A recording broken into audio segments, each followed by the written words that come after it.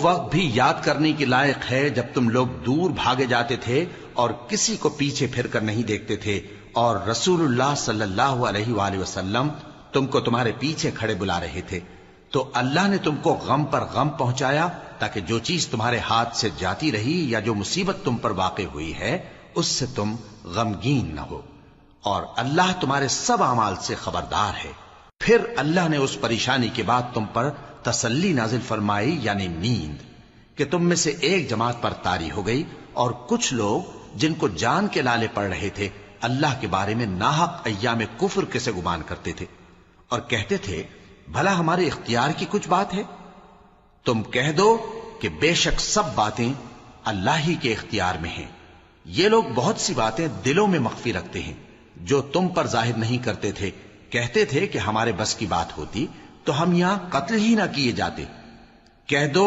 کہ اگر تم اپنے گھروں میں بھی ہوتے تو جن کی تقدیر میں مارا جانا لکھا تھا وہ اپنی اپنی قتل گاہوں کی طرف ضرور نکل آتے۔ اس سے غرض یہ تھی کہ اللہ تمہارے سینوں کی باتوں کو آزمائے اور جو کچھ تمہارے دلوں میں ہے اس کو صاف کر دے، اور اللہ دلوں کی باتوں سے خوب واقف ہے۔ جو لوگ تم میں سے احد کے دن جبکہ مومنوں اور کافروں کی دو جماعتیں ایک دوسرے سے گتھ گئیں جنگ سے بھاگ گئے تو ان کے بعض افعال کے سبب شیطان نے ان کو پھسلا دیا تھا، اور یقیناً اللہ نے ان کا قصور معاف کر دیا، بے شک اللہ بخشنے والا ہے، بردبار ہے۔ مومنوں، ان لوگوں جیسے نہ ہونا جو کفر کرتے ہیں، اور ان کے مسلمان بھائی جب اللہ کی راہ میں سفر کریں اور مر جائیں یا جہاد کو نکلیں اور مارے جائیں تو ان کی نسبت کہتے ہیں کہ اگر وہ ہمارے پاس رہتے تو نہ مرتے اور نہ مارے جاتے، یہ اس لیے کہ اللہ ان لوگوں کے دلوں میں افسوس پیدا کر دے،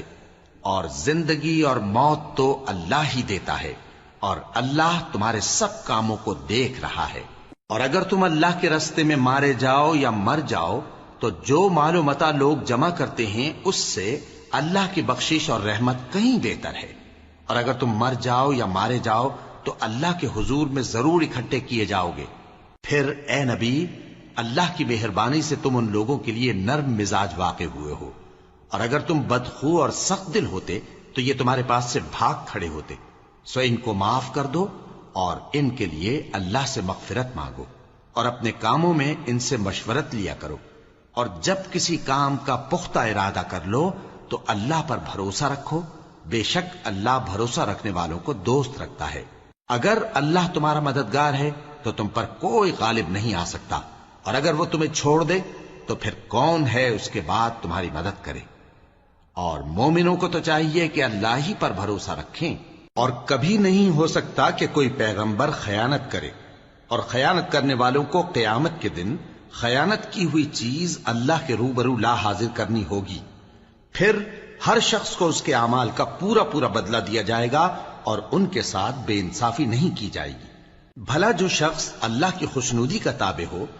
وہ اس شخص کی طرح ہو سکتا ہے جو اللہ کی ناخوشی میں گرفتار ہو، اور جس کا ٹھکانہ دوزخ ہے اور وہ برا ٹھکانہ ہے۔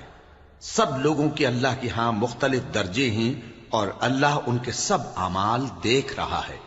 اللہ نے مومنوں پر یقیناً احسان کیا ہے کہ ان میں انہی میں سے ایک پیغمبر بھیجے جو ان کو اللہ کی آیتیں پڑھ پڑھ کر سناتے اور ان کو پاک کرتے اور انہیں کتاب و حکمت کی تعلیم دیتے ہیں، اور پہلے تو یہ لوگ کھلی گمراہی میں تھے۔ بھلا یہ کیا بات ہے کہ جب احد کے دن کفار کے ہاتھ سے تم پر مصیبت واقع ہوئی،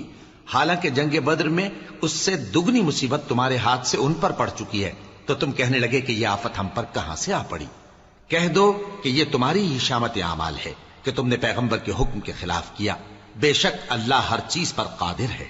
اور جو مصیبت تم پر دونوں جماعتوں کے مقابلے کے دن واقع ہوئی سو اللہ کے حکم سے واقع ہوئی، اور اس سے یہ مقصود تھا کہ اللہ مومنوں کو اچھی طرح معلوم کر لے اور منافقوں کو بھی معلوم کر لے۔ اور جب ان سے کہا گیا کہ آؤ اللہ کے راستے میں جنگ کرو یا کافروں کے حملوں کو روکو، تو کہنے لگے کہ اگر ہم کو لڑائی کی خبر ہوتی تو ہم ضرور تمہارے ساتھ رہتے۔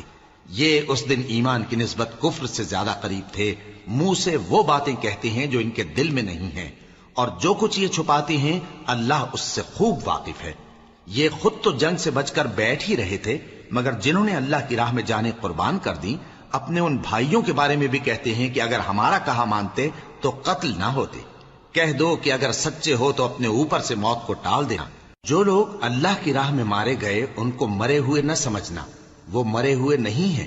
بلکہ اللہ کے نزدیک زندہ ہیں اور ان کو رزق مل رہا ہے۔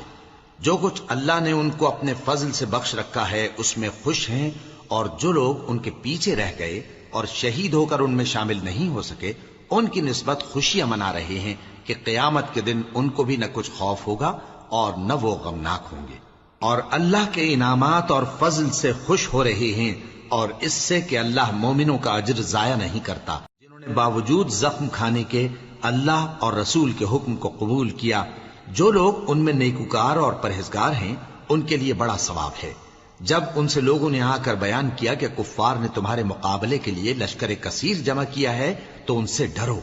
تو ان کا ایمان اور زیادہ ہو گیا اور کہنے لگے ہم کو اللہ کافی ہے اور وہ بہت اچھا کارساز ہے۔ پھر وہ اللہ کی نعمتوں اور اس کے فضل کے ساتھ خوش و خرم واپس آئے، ان کو کسی طرح کا ضرر نہ پہنچا اور وہ اللہ کی خوشنودی کے تابع رہے، اور اللہ بڑے فضل کا مالک ہے۔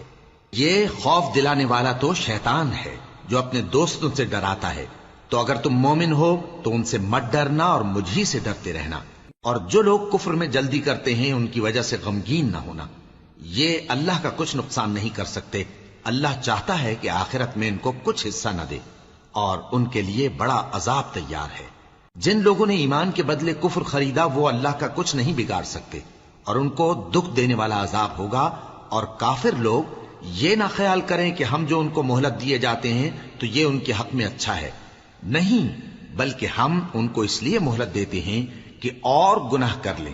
آخر کار ان کو ذلیل کرنے والا عذاب ہوگا۔ لوگوں،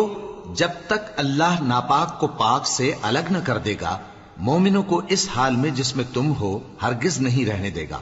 اور اللہ تم کو غیب کی باتوں سے بھی مطلع نہیں کرے گا۔ البتہ اللہ اپنے پیغمبروں میں سے جسے چاہتا ہے منتخب کر لیتا ہے، سو تم اللہ پر اور اس کے رسولوں پر ایمان رکھو، اور اگر ایمان پر قائم رہو گے اور پرہیزگاری کرو گے تو تم کو اجر عظیم ملے گا۔ جو لوگ مال میں جو اللہ نے اپنے فضل سے ان کو عطا فرمایا ہے بخل کرتے ہیں، وہ اس بخل کو اپنے حق میں اچھا نہ سمجھیں، وہ اچھا نہیں بلکہ ان کے لیے برا ہے۔ وہ جس مال میں بخل کرتے ہیں قیامت کے دن اس کا طوق بنا کر ان کی گردنوں میں ڈالا جائے گا، اور آسمانوں اور زمین کا وارث اللہ ہی ہے، اور جو عمل تم کرتے ہو اللہ کو معلوم ہے۔ اللہ نے ان لوگوں کا قول سن لیا ہے جو کہتے ہیں کہ اللہ فقیر ہے اور ہم مالدار ہیں۔ یہ جو کچھ کہتے ہیں ہم اس کو لکھ لیں گے، اور پیغمبروں کو جو یہ ناحق قتل کرتے رہے ہیں اس کو بھی قلم بند کر رکھیں گے، اور قیامت کے روز کہیں گے کہ سخت جلن والی آگ کے عذاب کے مزے چکھتے رہو۔ یہ ان کاموں کی سزا ہے جو تمہارے ہاتھ آگے بھیجتے رہے ہیں، اور اللہ تو بندوں پر مطلق ظلم نہیں کرتا۔ جو لوگ کہتے ہیں کہ اللہ نے ہمیں حکم بھیجا کہ جب تک کوئی پیغمبر ہمارے پاس ایسی نیاز لے کر نہ آئے جس کو آگ آ کر کھا جائے تب تک ہم اس پر ایمان نہ لائیں گے، اے پیغمبر ان سے کہہ دو کہ مجھ سے پہلے کئی پیغمبر تمہارے پاس کھلی ہوئی نشانیاں لے کر آئے اور وہ معجزہ بھی لائے جو تم کہتے ہو، تو اگر سچے ہو تو تم نے ان کو کیوں قتل کیا؟ پھر اگر یہ لوگ تم کو جھٹلا رہے ہیں تو تم سے پہلے بہت سے پیغمبر کھلی ہوئی نشانیاں اور صحیفے اور روشن کتابیں لے کر آ چکے ہیں کہ ان کو بھی جھٹلایا گیا تھا۔ ہر شخص کو موت کا مزہ چکھنا ہے، اور تم کو قیامت کے دن تمہارے اعمال کا پورا پورا بدلہ دیا جائے گا۔ تو جو شخص دوزخ سے دور رکھا گیا اور بہشت میں داخل کیا گیا وہ مراد کو پہنچ گیا، اور دنیا کی زندگی تو دھوکے کا سامان ہے۔ اے اہل ایمان، تمہارے مال و جان میں تمہاری آزمائش ضرور کی جائے گی، اور تم اہل کتاب سے اور ان لوگوں سے جو مشرک ہیں بہت سی ایذا کی باتیں سنو گے، تو اگر صبر اور پرہیزگاری کرتے رہو گے تو یہ بڑی ہمت کے کام ہیں۔ اور جب اللہ نے ان لوگوں سے جن کو کتاب عنایت کی گئی تھی اقرار لیا کہ اس میں جو کچھ لکھا ہے اسے لوگوں سے صاف صاف بیان کرتے رہنا اور اس کی کسی بات کو نہ چھپانا، تو انہوں نے اس کو پس پشت پھینک دیا اور اس کے بدلے تھوڑی سی قیمت حاصل کی۔ یہ جو کچھ حاصل کرتے ہیں برا ہے۔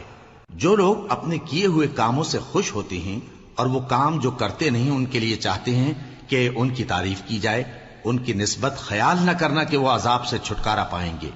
اور انہیں درد دینے والا عذاب ہوگا۔ اور آسمانوں اور زمین کی بادشاہی اللہ ہی کو ہے، اور اللہ ہر چیز پر قادر ہے۔ بے شک آسمانوں اور زمین کی پیدائش اور رات اور دن کے بدل بدل کر آنے جانے میں عقل والوں کے لیے نشانیاں ہیں، جو کھڑے اور بیٹھے اور لیٹے ہر حال میں اللہ کو یاد کرتے اور آسمان اور زمین کی پیدائش میں غور کرتے اور کہتے ہیں کہ اے پروردگار، تو نے اس کائنات کو بے فائدہ نہیں پیدا کیا، تو پاک ہے، تو قیامت کے دن ہمیں دوزخ کے عذاب سے بچائیو۔ اے پروردگار، جس کو تو نے دوزخ میں ڈالا اسے رسوا کیا، اور ظالموں کا کوئی مددگار نہیں ہوگا۔ اے پروردگار، ہم نے ایک پکارنے والے کو سنا کہ ایمان کے لیے پکار رہا تھا کہ اپنے پروردگار پر ایمان لاؤ، تو ہم ایمان لے آئے۔ سو اے پروردگار، ہمارے گناہ معاف فرما اور ہماری برائیوں کو ہم سے دور کر دے، اور ہم کو دنیا سے نیک بندوں کے ساتھ اٹھائیو۔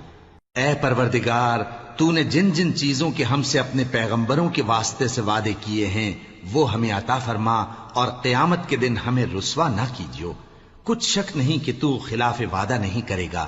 تو ان کے پروردگار نے ان کی دعا قبول کر لی اور فرمایا کہ میں کسی عمل کرنے والے کے عمل کو مرد ہو یا عورت ضائع نہیں کرتا۔ تم ایک دوسرے کے ہم جنس ہو، تو جو لوگ میرے لیے وطن چھوڑ گئے اور اپنے گھروں سے نکالے گئے اور ستائے گئے اور لڑے اور قتل کیے گئے، میں ان کے گناہ دور کر دوں گا اور ان کو بہشتوں میں داخل کروں گا جن کے نیچے نہریں بہ رہی ہیں۔ یہ اللہ کے ہاں سے بدلہ ہے اور اللہ کے ہاں اچھا بدلہ ہے۔ اے پیغمبر، کافروں کا شہروں میں ٹھاٹھ سے گھومنا تمہیں دھوکہ نہ دے، یہ دنیا کا تھوڑا سا فائدہ ہے، پھر آخرت میں تو ان کا ٹھکانہ دوزخ ہے اور وہ بری جگہ ہے۔ لیکن جو لوگ اپنے پروردگار سے ڈرتے رہے ان کے لیے باغ ہیں جن کے نیچے نہریں بہ رہی ہیں، اور وہ ان میں ہمیشہ رہیں گے۔ یہ اللہ کے ہاں سے ان کی مہمانی ہے، اور جو کچھ اللہ کے ہاں ہے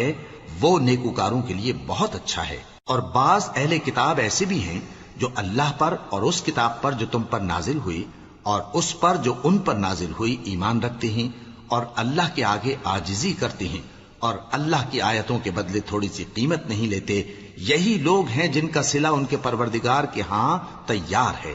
اور اللہ جلد حساب لینے والا ہے۔ اے اہل ایمان، کفار کے مقابلے میں ثابت قدم رہو اور استقامت رکھو اور مورچوں پر جمے رہو، اور اللہ سے ڈرو تاکہ مراد حاصل کرو۔